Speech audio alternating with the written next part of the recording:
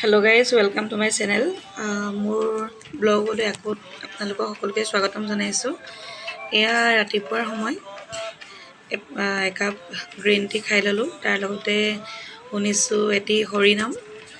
আচলতে কি হয়, মনবোৰ প্ৰফুল্লিত আৰু শান্ত ৰাখিবৰ কাৰণে আমি বেলেগ যিমান কামেই কৰোঁ, কিন্তু এটা প্ৰাৰ্থনা, এটা হৰিনামে আমাৰ মনটো বেলেগ ধৰণৰ প্ৰফুল্লতা আনি দিয়ে। গতিকে মৰ্ণিংটো এনেদৰে আৰম্ভ হ'ল।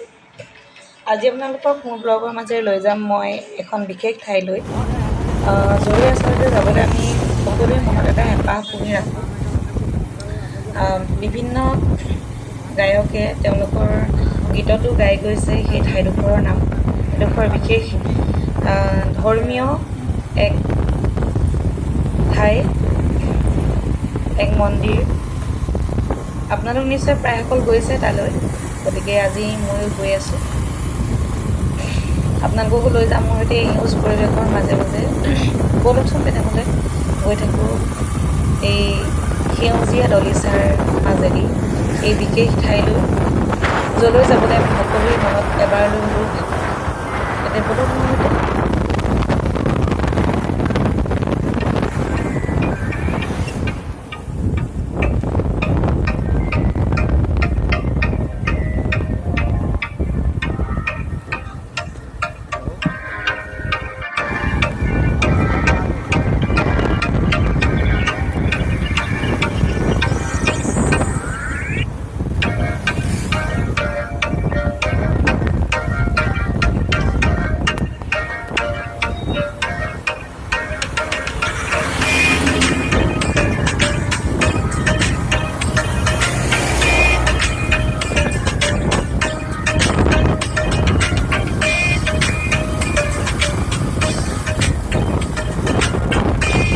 এতিয়া ৰাতিপুৱা প্ৰায় 10টা বাজি গৈছে আৰু আমি গন্তব্যস্থল আহি পাইছোঁহি। অনুমান কৰিব পাৰিছে ক'লৈ আহিছোঁ।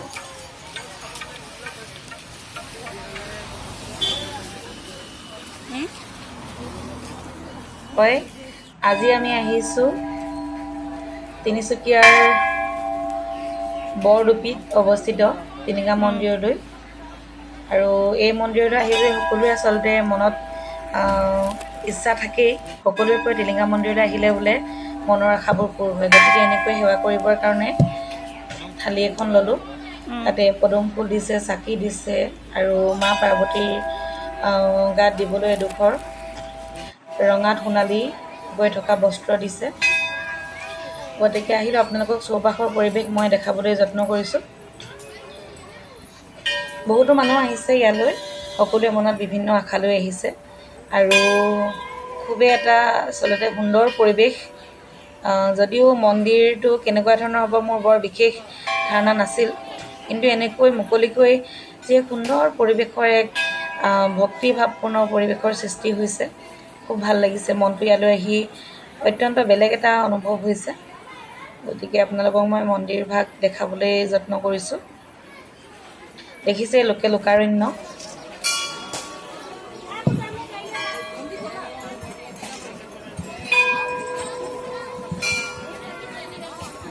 ইতিমধ্যে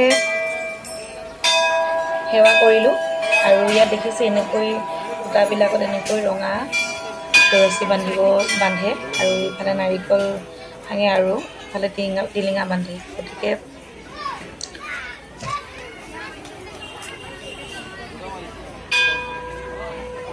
এইদৰে চাওক পাৰ চৰাইসমূহ কিমান আছে। যিকোনো মন্দিৰতে আচলতে পাৰ চৰাই থাকেই।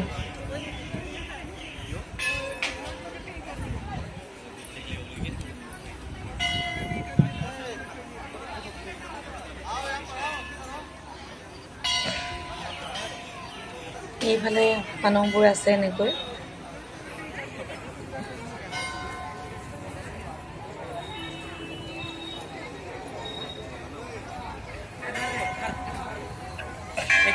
এয়া সেৱা কৰি উঠাৰ পাছত এনেকৈ হাতত থকা কিছু ফল মূলেৰে এনেকৈ থালিখন লৈ অলপ দেৰি ৰ'লোঁ আৰু বাহিৰৰ পৰিৱেশ দেখাইছোঁ। পোনে সোমাবলৈ এনেকৈ ইয়াতে চেণ্ডেলবোৰ খুলি থৈ যাব লাগে। এইফালেদি সোমাই যোৱা হয় আৰু এয়া হৈছে মন্দিৰ ভাগ। আপোনালোকক মই পুনৰবাৰ দেখাই দিছোঁ।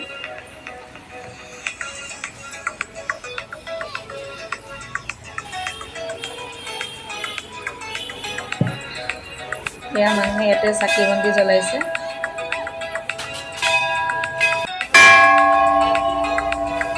এনেকৈ এতিয়া ওলাই যামগৈ। বাহিৰৰ পৰা পুনৰ দেখাইছোঁ মন্দিৰ ভাগৰ কিছু দৃশ্য। এতিয়া উভতি আহিলোঁ মন্দিৰৰ পৰা। পুনৰ এই সেউজীয়া পৰিৱেশৰ মাজেৰে গৈ আছোঁ আৰু মনটো খুব ভাল লাগি আহিছে। ভাবি থকা কথাখিনি দূৰ হ'ল, মন্দিৰলৈ আহিব পাৰিলোঁ। আৰু আপোনালোকক এটা দেখাইছোঁ, এটা বস্তু, পদুম ফুল। সাধাৰণতে আমাৰ ঢকুৱাখানা লখিমপুৰ ফালে দেখিবলৈ ইমান নাপাওঁ, কিন্তু তিনিচুকীয়াত বিভিন্ন ঠাইত দেখিছোঁ এনেকৈ পদুম ফুল ফুলি আছে, বগা পদুম এয়া। আৰু কোনো কোনো ঠাইত অলপ গুলপীয়া ৰঙৰ বা অলপ পাতল গুলপীয়া এনেকুৱাও দেখিছোঁ। গতিকে সাধাৰণতে দেখি নাথাকোঁ যে, দেখি খুব ভাল লাগিলে আপোনালোকো দেখালোঁ। ঠিক আছে, ভিডিঅ'টো লাইক কৰিব, কমেণ্ট কৰিব, শ্বেয়াৰ কৰিব। দিনটো সকলোৰে হ'ব।